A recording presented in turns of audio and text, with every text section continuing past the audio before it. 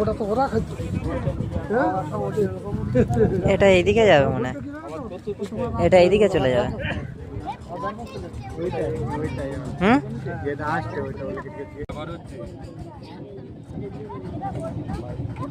আরে ইয়ে তো উপর থেকে নিচে নামতে হয়েছে, এরিয়াতে আসে উড়িষ্যায় গিয়ে নদী পার হয়েছে বুঝলি তো।